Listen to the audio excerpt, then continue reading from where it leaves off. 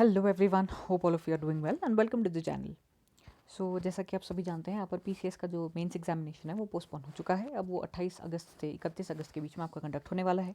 And इसी exam को target करते हुए हम लोग पूरी कोशिश कर रहे हैं कि पूरा का पूरा सिलेबस कवर हो जाए, ताकि आप सबको एक तरीके से हेल्प मिल पाए। और कुछ भी अगर हम अपने चैनल के माध्यम से आपकी मदद कर पाएँ, so will be very happy for the same. Okay, so इसी कड़ी पे आज ये नेक्स्ट वीडियो हम लेकर के आए हैं एंशिएंट हिस्ट्री के। जैसा कि आप सभी जानते हैं, एंशिएंट हिस्ट्री के लिए हम लोग आर.एस. शर्मा की बुक फॉलो कर रहे हैं।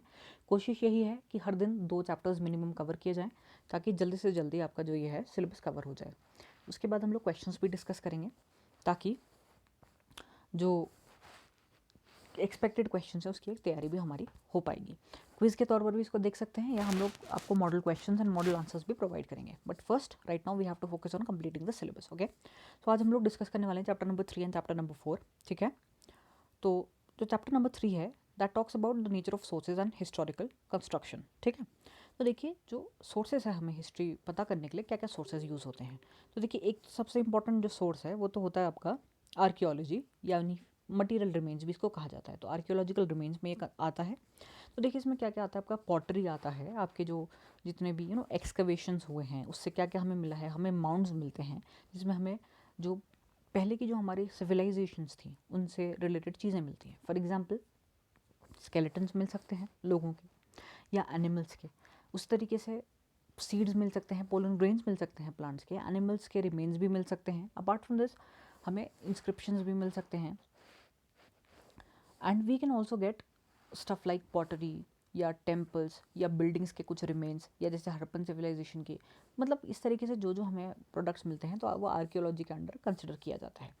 अब किसी भी जो हमें आर्कियोलॉजिकल रिमेन मिला है या मटेरियल रिमेन मिला है, तो हमें पता कैसे चलेगा कि कितना साल पुराना है। तो उसमें जो हम स्ट्रैटेजी यूज़ करते हैं उसे बोला जाता है कार्बन डेटिंग। तो कार्बन 14 जो होता है एक रेडियो एक्टिव कार्बन होता है, जिसकी हाफ लाइफ होती है 5568 ईयर्स।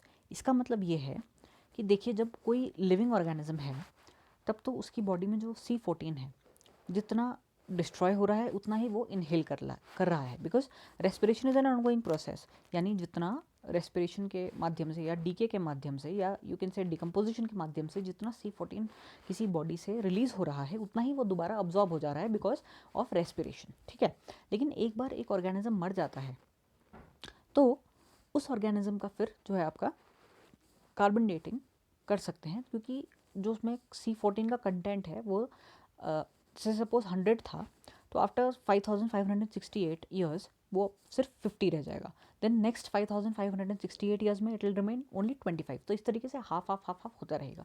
तो हम लोगों को हम उसका जो परसेंटेज है उसके थ्रू ये कैलकुलेट कर सकते हैं कि ये भी जो भी ये ऑर्गेनिज्म था या जो भी ये सब्सटेंस था वो कितने साल पुराना रहा होगा। जैसे कि आज जो फर्नीचर बनते हैं तो कभी ना कभी तो प्लांट जिंदा होगा ना, तो ऑब्वियसली जो जब प्लांट जिंदा होगा उससे लेकर के आज तक की इसकी एज भी हम लोग उस तरीके से कार्बन डेटिंग के थ्रू हम लोग इसको कैलकुलेट कर सकते हैं। ओके, तो इसके अंदर जो आपके मटेरियल रिमेन्स है उसमें फर्स्ट आता है आपका कॉइन्स।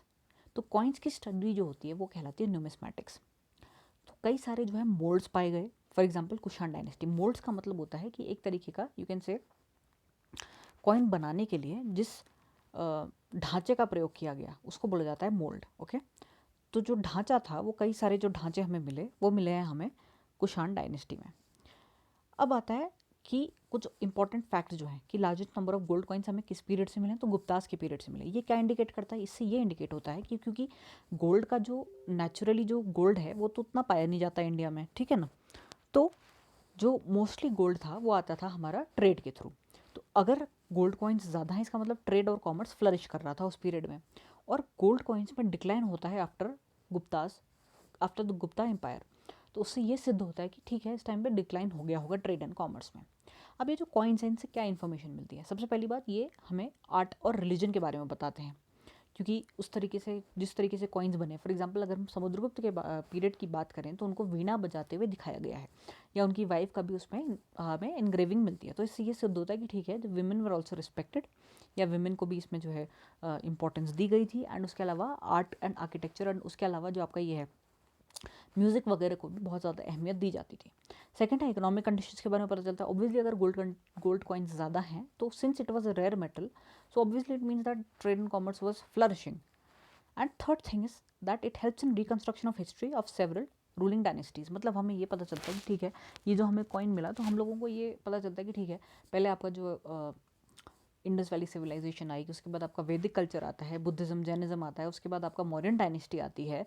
ठीक है, तो इस तरीके से हम लोग जो ये आज डिसाइफर कर पाए हैं, या हमें पता चला है कि इस डायनेस्टी के बाद इस डायनेस्टी का बेसिकली आगमन हुआ, तो ये भी पॉसिबल हुआ है because of the study of coins.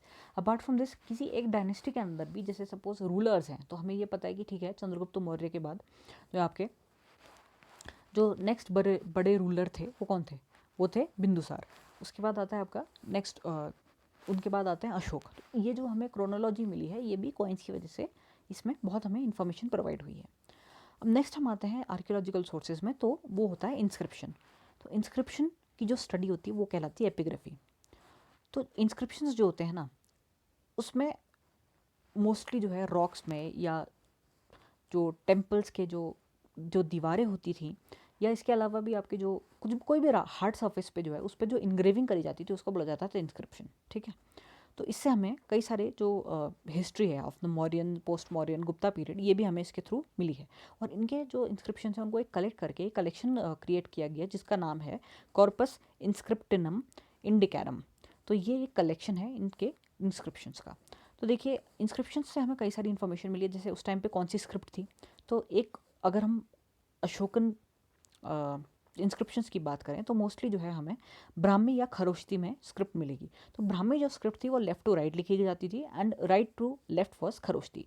Mostly जो इंस्क्रिप्शंस हैं वो ब्राह्मी स्क्रिप्ट में है, लेकिन जो पाकिस्तान और अफगानिस्तान का एरिया है जहाँ हमें अशोकन इंस्क्रिप्शंस मिले हैं वो ग्रीक एंड अरामिक में लिखे हुए हैं, यानी वो जो स्क्रिप्ट है और जो लैंग्वेज है वो ग्रीक एंड अरामिक है।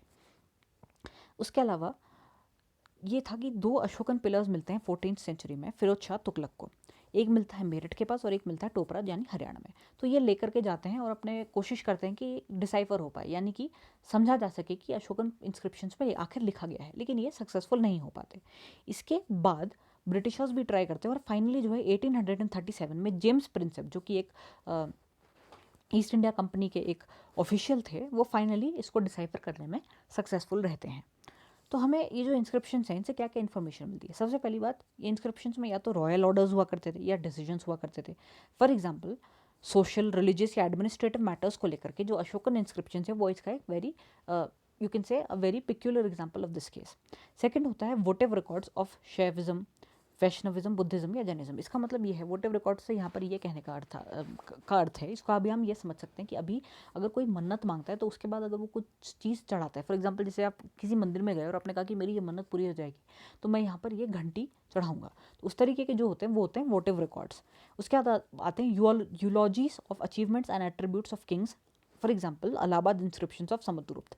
यूलॉजी का अर्थ है प्रशंसा करना, यानी किसी के अचीवमेंट के या एट्रीब्यूट्स की अगर प्रशंसा करी गई है। फॉर एग्जांपल जैसे अलाहाबाद इंस्क्रिप्शन जो है उसमें समुद्रगुप्त की बहुत ज़्यादा तारीफ हुई है, तो इस तरीके की भी इन्फॉर्मेशन हमें इंस्क्रिप्शन से मिलती है। और फोर्थ है आपका डोनेटिव रिकॉर्ड्स, जैसे कि किसी मंदिर को बनाने के लिए अगर किसी ने पैसों का डोनेशन दिया है तो वो भी उसमें इंस्क्रिप्शन में देखा जा सकता है। अगर आप इसको मॉडर्न टाइम्स से देखें तो इस तरीके की जो इंस्क्रिप्शंस हैं या इस तरीके की जो इन्फॉर्मेशन है वो आपको कई सारे मंदिरों के आसपास भी मिल जाएगी कि किसी ने जीर्णोद्धार कराया है तो वो भी जो है वहाँ पर इनग्रेव कर दिया जाता है, तो उससे आपको कोरिलेट कर सकते हैं आप उसको प्रेजेंट टाइम्स से भी। तो ये जो इंस्क्रिप्शंस होते हैं इनसे और भी चीज़ें इसलिए पता चलती क्योंकि देखिए, इंस्क्रिप्शंस ना सिर्फ स्टोन या फिर जो आपके रॉक पिलर्स हैं उस पर ही नहीं बल्कि कॉपर प्लेट्स में भी बाद में पाए जाने लगे थे। तो इससे ये पता चलता है कि ठीक है, लैंड ग्रांट्स क्या थी, क्योंकि कॉपर प्लेट्स में लिखा रहता था कि ठीक है ये मेरी जो ये ज़मीन है मैं इनके नाम पर करता हूँ, तो लैंड ग्रांट्स के बारे में भी उसके इन्फॉर्मेशन मिलती है और लैंड सिस्टम और एडमिनिस्ट्रेशन का इससे हमें पता चलता है। अब हम आते हैं नेक्स्ट इंपॉर्टेंट सोर्स में, जो है अभी तक तो हमने जो पढ़ा था वो था आर्कियोलॉजिकल सोर्सेज। अब हम आते हैं लिटरेरी सोर्सेज में। तो लिटरेरी सोर्सेज को दो सब डिविजन्स में हम लोग we can divide it into religious and secular kinds of literary sources. अब रिलीजियस में ऐसा है कि एक तो होता है आपका कि ठीक है, थोड़ी बहुत आपको हिंदुइज्म के बारे में इंफॉर्मेशन मिलेगी, देन आपको जैनिज्म के बारे में भी मिलेगी एंड बुद्धिज्म के बारे में भी मिलेगी।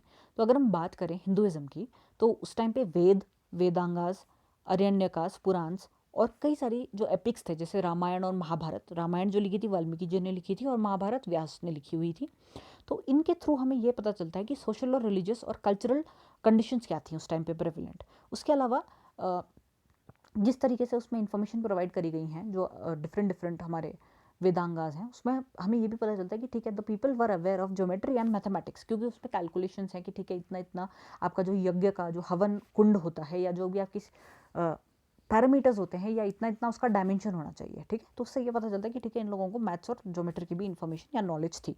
उसके अलावा अगर हम जैन्स की बात करें तो इनका जो है जो इनकी जितने भी रिलीजियस जो सोर्सेज हैं, इनके लिटरेरी सोर्सेज, उनका जो कंपाइलेशन होता है वो हुआ था वल्लभी यानी गुजरात में, और ये मोस्टली प्राकृत लैंग्वेज में हमें मिलता है। और जो बुद्धिस्ट्स के जो रिलीजियस सोर्सेज हैं वो हैं यूजुअली पाली लैंग्वेज में। तो इसको दो सब डिविजन्स करे जा सकते हैं बुद्धिस्ट सोर्सेज के। एक है कैनोनिकल फॉर्म्स, जिसमें बुद्धा और उनके कंटेम्प्रेरीज के बारे में इंफॉर्मेशन मिलती है, और दूसरा है नॉन कैनोनिकल। इसमें ऐसा है कि ये माना जाता है कि बुद्धा का जब जन्म हुआ था तो उससे पहले भी उनके कई सारे जन्म हुए थे, तो वो जो कहानियाँ हैं वो एक साथ कंपाइल करके जातक स्टोरीज के अंडर कंसिडर करी जाती हैं, और ये non canonical sources of religious literary sources of Buddhism में कंसिडर किया जाएगा। इसके बाद अगर हम बात करें सेक्युलर, यानी इसमें रिलीजन के बारे में ज़्यादा इंफॉर्मेशन नहीं है, लेकिन it is a very important source. For example Kalidas के द्वारा लिखी गई जो आपकी अभिज्ञान शाकुंतलम है, या फिर आपकी जो संगम लिटरेचर है जो कि तमिल लैंग्वेज में लिखी गई है, ऐसी ही पाणिनि की अष्टाध्याय, कौटिल्य की जो अर्थशास्त्र है, और ऐसी धर्मशास्त्र। तो ये जितनी भी सोर्सेज हैं, लिटरेरी सोर्सेज, ये भी कई सारी चीज़ें रिवील करते हैं। और ये आपको रिवील करता है information not only about the economic conditions of that time, but also the administrative conditions and the social life and what kind of hierarchy was established in the society। ये सब कुछ हमें इन सोर्सेज के through पता चलता है, ठीक है। अब हम बात करते हैं फॉरेन रिकॉर्ड्स के बारे में, ठीक है। तो ये दो सोर्सेज तो आपने देख लीजिए, जो जो हमारे विद इन आर कंट्री जो सोर्सेज थे, वो तो एक तो रिलीजियस और एक सेकुलर सोर्सेज हो गए। उसके अलावा आपके foreign accounts, for example indica जो है वो मैगस्थनीज ने लिखी थी। तो इससे हमें ये पता चलता है कि सोशल क्लासेस, इकोनॉमिक एक्टिविटीज़ और एडमिनिस्ट्रेशन जो था specially of the Mauryan period, वो भी हमें इसके थ्रू पता चलता है। उसके अलावा जो है ज्योग्राफी, टॉलमी की जो ज्योग्राफी की थी, and Periplus of the Erythraean Sea, ये ग्रीक सोर्सेज हैं जिसके थ्रू हमें इंडिया के बारे में भी इंफॉर्मेशन प्रोवाइड होती है। सिमिलरली प्लाइनी की नेचुरलिस हिस्टोरिस, ये एक लैटिन में लिखी गई किताब है जिसके थ्रू भी हमें कई सारी इंफॉर्मेशन प्रोवाइड होती है। ऐसे ही ग्रेको रोमन स्कॉलर थे Cosmas Indicopleustes, and Chinese scholars थे फाहीन एंड ह्यूनसैंग। तो फाहीन जो थे वो गुप्ता एम्पायर के टाइम पे उन्होंने विजिट किया था इंडिया को। उन्होंने अपनी जो इसमें अकाउंट प्रोवाइड किया है उससे कई सारी चीज़ें गुप्ता एम्पायर के बारे में पता चलती है। We also come to know that Gupta period was the golden age in ancient history, because उस टाइम पे बहुत ज़्यादा डेवलपमेंट हुआ, ना सिर्फ टेम्पल्स का डेवलपमेंट कह सकते हैं, बल्कि लिटरेचर का डेवलपमेंट हो गया, philosophy and science and technology, सभी चीज़ों में बहुत अच्छी प्रोग्रेस थी हमारे इंडियन सोसाइटी की, ठीक है। इसी तरीके से ह्यूनसैंग जो है वो हर्ष के टाइम पे यानी हर्षवर्धन के टाइम पे विजिट करते हैं। अब अगर हम और कुछ सोर्सेज की बात करें तो एक है विलेज स्टडीज़, यानी अगर हम अभी भी जाएं विलेजेस में तो वहाँ के जो रिचुअल्स हैं, जैसे उसकी मैरिज है, फैमिलीज़ हैं, उनकी जो अभी भी इनइक्वालिटी वहाँ एग्जिस्ट करती है, तो इससे ये पता चलता है कि ठीक है, ये जो हमारा एंशंट टाइम से चली आई हुई प्रथा है वो आज भी कंटिन्यू हो रही है। सिमिलरली नेचुरल सोर्सेज जो हैं, जैसे बायोलॉजी है, ज्योग्राफी है, केमिस्ट्री है, उनका भी यूज़ करते हुए फाइनली हिस्ट्री को डिसाइफर यानी अंडरस्टैंड करने की कोशिश करी गई है, ठीक है। तो ये चैप्टर था जिसमें हम लोगों ने कई सारे सोर्सेज के बारे में पढ़ा। मेनली इसमें हम लोग दो सोर्सेज पे फोकस करेंगे, एक है आर्कियोलॉजिकल सोर्सेज और एक है हमारे जो लिटरेरी सोर्सेज हैं, ठीक है। तो इससे ये पता चलता है कि जब भी हमारे पास लिटरेरी सोर्सेज अवेलेबल नहीं है तो उसको बोला जाता है प्री हिस्ट्री। लेकिन जब लिटरेरी सोर्सेज अवेलेबल हैं लेकिन हम उनको अभी तक डिसाइफर नहीं कर पाए, for example Indus valley civilization, तो वो कंसिडर होगा हमारा प्रोटो हिस्ट्री में। और जब हमारे पास डिसाइफरेबल यानी जो हमने समझ चुके हैं, जो हम अंडरस्टैंड करते हैं कि ठीक है इस इंस्क्रिप्शन में या इस लिटरेचर में ये लिखा हुआ है, तो उसको कंसिडर किया जाता है हिस्ट्री, ठीक है। तो ये हम लोगों ने इस तरीके से इसको अंडरस्टैंड करते हुए फाइनली एक क्रोनोलॉजी बनाई है जिसको हम आने वाले चैप्टर्स में पढ़ेंगे। तो हमें अभी तक ये क्लैरिटी होनी चाहिए कि ठीक है किस तरीके से हिस्ट्री को, हमने जो कल क्लास ली थी उसमें ये पता चलता है कि हिस्ट्री पढ़ना, एंशिएंट हिस्ट्री पढ़ना ज़रूरी क्यों है, क्या कारण है उसको पढ़ना ज़रूरी है, और आज हमने ये अंडरस्टैंड किया कि कैसे हम उसको पढ़ सकते हैं, ठीक है। अब हम नेक्स्ट चैप्टर की ओर चलते हैं जो है ज्योग्राफिकल सेटिंग। तो देखिए क्यों इस तरीके से हिस्ट्री डेवलप हुई, ये एक क्वेश्चन है इंपॉर्टेंट। तो इसमें ये ज्योग्राफी ने बहुत इंपॉर्टेंट रोल प्ले किया। सबसे पहली बात, जो आज हमारे कॉन्टिनेंट्स और ओशंस की पोजीशनिंग है वो इस तरीके से हमेशा से नहीं थी।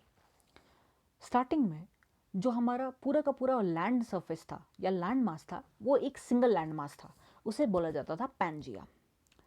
उसके बाद ऐसा होता है कि ये पैंजिया जो होता है ब्रेक हो जाता है दो पार्ट्स में। इसमें से एक होता है आपका गोंडवाना लैंड और एक होता है लॉरेशिया। तो इंडियन सबकॉन्टिनेंट जो है वो गोंडवाना लैंड का पार्ट होता है।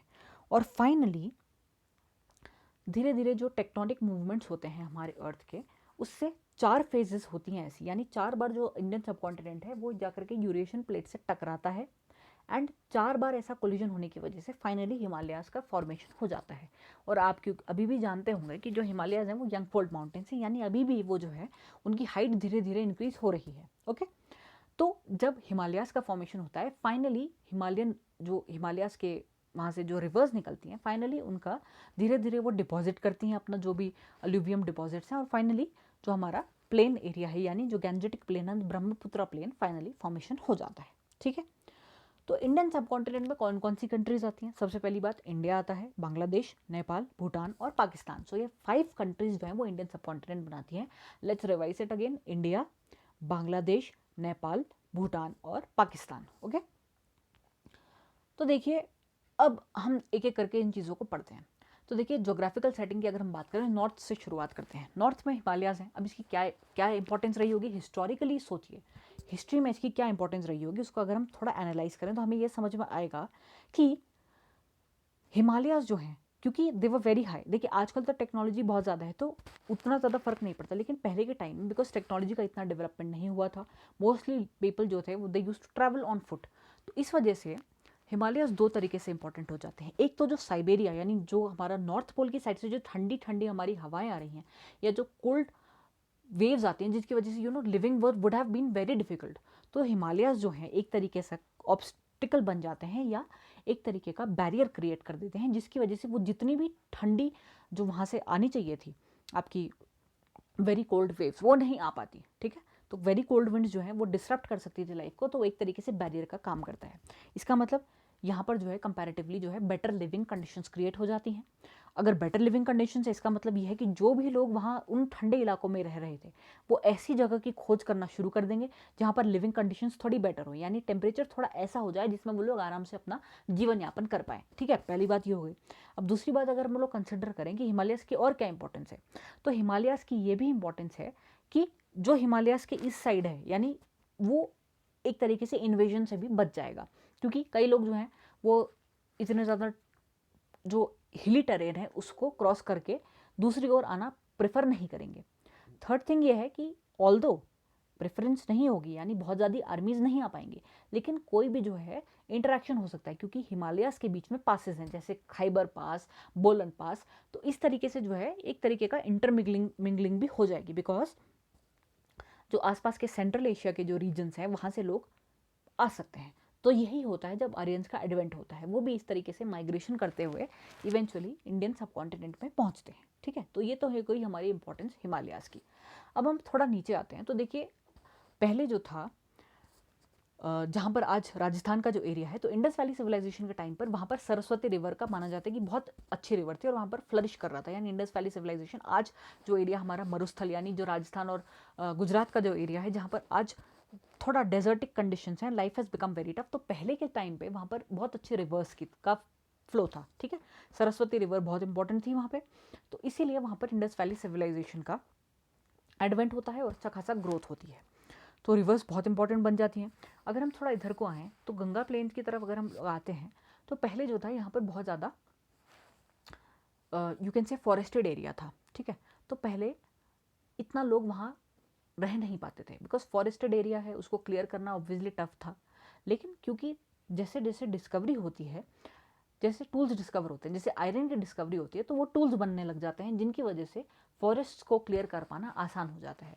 टूल्स का एडवेंट होता है और इस तरीके से फॉरेस्ट क्लियर होते हैं और फाइनली गंगा जो एरिया है वहाँ पर क्योंकि इतना ज़्यादा फर्टाइल एरिया है, कुछ भी वहाँ पर ग्रो होगा बहुत अच्छी तरीके से वहाँ पर फ्लरिश कर जाएगा। एग्रीकल्चर के हिसाब से भी बहुत बढ़िया है, ट्रेड के हिसाब से भी बहुत बढ़िया है। तो फाइनली वहाँ पर जो है महाजनपद यानी मगध का उद्भव होता है। वो एक बहुत इंपॉर्टेंट सिटी बन जाती है पाटलिपुत्र की, क्योंकि वहाँ पर एक तो देखिए पोर्ट्स पोर्ट सिस्टम है वहाँ पर, मतलब वहाँ पर आराम से ट्रेडिंग भी हो सकती है, आपका अच्छा खासा एग्रीकल्चर है, तो इकोनॉमिक एक्टिविटीज़ को भी बहुत ज़्यादा इंकरेज कर रहा है। अब जो रिवर्स हैं, अगर हम थोड़ा और साउथ की तरफ जाएं तो रिवर्स जो हैं वो बहुत इंपॉर्टेंट बन जाती है, बिकॉज एक तो ये आर्टरीज बन जाती हैं ट्रेड, कॉमर्स और कम्युनिकेशन की। सिमिलरली जो हमारे रिवर्स हैं वो एक पॉलिटिकल बाउंड्री की तरह भी एक्ट करती हैं, ठीक है। तो अगर हम लोग थोड़ा इसको ध्यान से देखें तो देखिए जो कलिंग का जो रीजन है उसके नॉर्थ में जो उसका अगर देखा जाए आजकल जो है, आजकल तो हम लोगों ने ठीक है डिमार्केट कर रखा है कि ये बाउंड्री इस डिस्ट्रिक्ट की है या इस स्टेट की है। तो पहले कैसे होता था डिमार्केशन? तो पहले का डिमार्केशन ये था कि महानदी जो है, महानदी से गोदावरी के बीच का जो रीजन है वो आ गया आपका कलिंग में, ठीक है। इसी तरीके से गोदावरी और कृष्णा के बीच का जो रीजन है वो हो गया आपका आंध्र प्रदेश, और कृष्णा और कावेरी जो रिवर्स है उनके बीच का रीजन हो गया आपका तमिलनाडु। सिमिलरली तापी या दमनगंगा और भीमा रिवर्स के बीच में जो रीजन हो गया वो आपका महाराष्ट्र हो गया, ठीक है। तो इस वजह से जो रिवर्स हैं वो पॉलिटिकल और कल्चरल बाउंड्रीज की तरह भी एक्ट कर रही हैं, और उनके अराउंड सेटलमेंट्स भी हो रहे हैं क्योंकि टूल्स का इस्तेमाल हो रहा है, फॉरेस्ट क्लियर हो रहे हैं, सेटलमेंट्स शिफ्ट हो रहे हैं, और फाइनली सिटीज़ का भी डेवलपमेंट हो जा रहा है। अब नेक्स्ट इंपॉर्टेंट एस्पेक्ट जो है वो है मानसून। तो इंडियन सबकॉन्टिनेंट में मानसून बहुत ज़्यादा इंपॉर्टेंट है। एक तो देखिए क्यों इंपॉर्टेंट है, क्योंकि पहले के टाइम पे इरिगेशन इतना होता नहीं था, तो जो खारिफ क्रॉप्स थी या जो राबी क्रॉप्स थी वो मानसून के द्वारा ही सपोर्ट करी जाती थी, क्योंकि जब मानसून था तो यानी रेनफॉल आती थी तो उस टाइम पे बहुत बढ़िया आपका ग्रो हो जाते थे क्रॉप्स। सिमिलरली जो है सेकंड इंपॉर्टेंट एस्पेक्ट जो था कि मानसून के साथ ही जो ट्रैवलर्स थे उनके शिप्स को एक तरीके का इम्पेटस मिल जाता था या एक तरीके का गाइडेंस मिल जाता था। तो जैसे जैसे मानसून के साथ वो आगे बढ़ते रहते थे तो उनके शिप्स आराम से पहुंच जाते थे। सिमिलरली जब मानसून में, क्योंकि रिवर्सल होता है विंड्स का, तो जब मानसून का रिवर्सल होता था तो वो इंडियन सबकॉन्टिनेंट को लीव करके फाइनली अपने अपने अपने कंट्रीज में जाकर के ट्रेड करते थे, ठीक है। तो इससे ये सिद्ध होता है कि देखिए ज्योग्राफी भी बहुत इंपॉर्टेंट है हमारी हिस्ट्री को फ्रेम करने के लिए। तो इस चैप्टर से आपने ये समझा कि geography has also played a very important role for the development of history, या during the course of evolution of history geography is very important। तो आज के टाइम में भी इसकी रेलेवेंस इस बात से सिद्ध होती है कि जैसे जो सरस्वती रिवर थी जब वो ड्राई अप हो गई, क्योंकि रिवर्स क्या होता है ना, वो अपना जो कोर्स होता है वो विद टाइम चेंज कर लेती हैं, ठीक है। कई बार ऐसा होता है वाटर फ्लो जो है कहीं और चला जाता है, कई जगह फ्लडिंग हो जाती है, या कई जगह इनंडेशन हो जाता है। इनंडेशन का मतलब कई सारे जो ऐसे लो लाइंग एरियाज हैं वो बाढ़ की चपेट में आकर के लुप्त हो जाते हैं, यानी वो जैसे द्वारका है ना हमारी, जो कृष्ण की नगरी द्वारका है, वो भी माना जाता है कि वो अभी समुद्र के भीतर है, यानी अंदर है समुद्र के। तो ये जो सब कंडीशंस है इस वजह से भी कई सारी हिस्टोरिकल चेंजेस होते हैं, ठीक है। तो आज के टाइम में भी हमारे लिए बहुत इंपॉर्टेंट बन जाता है कि रिवर्स का जो प्रोटेक्शन है बहुत ज़्यादा ज़रूरी है, क्योंकि अगर जैसे सरस्वती रिवर अगर ड्राइप नहीं होती ना तो हो सकता है इंडस वैली सिविलाइजेशन और बढ़िया तरीके से प्रॉस्पर कर पाती। इंडस वैली सिविलाइजेशन के डिक्लाइन का सबसे बड़ा कारण ही यही माना जाता है कि क्लाइमेट चेंज हुआ था और अच्छी तरीके से लोग वहाँ पर यूटिलाइज नहीं कर पाए वाटर रिसोर्सेज का, और वाटर ने यानी ड्राई अप हो गई वहाँ की रिवर। इस वजह से फाइनली जो है पूरा सिविलाइजेशन ही खत्म हो चुका था। तो इसीलिए हिस्ट्री की जो स्टडी है वो आने वाले टाइम के लिए भी एक, you can say it is like a red flag, या it is like a reminder कि ठीक है geography is also very important, अपने नेचुरल रिसोर्सेज को प्रोटेक्ट करना is also very very important, ठीक है। तो आज के लिए ये इतना, यहाँ पर हम लोग इसको ओवर करते हैं। कल को हम लोग नेक्स्ट 2 चैप्टर्स पढ़ेंगे। होपफुली आपको ये लेक्चर यूजफुल लगा होगा। देखिए अभी तो बेसिक अंडरस्टैंडिंग चल रही है, लेकिन ये भी अंडरस्टैंड करना बहुत ज़्यादा ज़रूरी है, क्योंकि इस तरीके से आपकी एक कंसेप्चुअल अंडरस्टैंडिंग डेवलप होती है।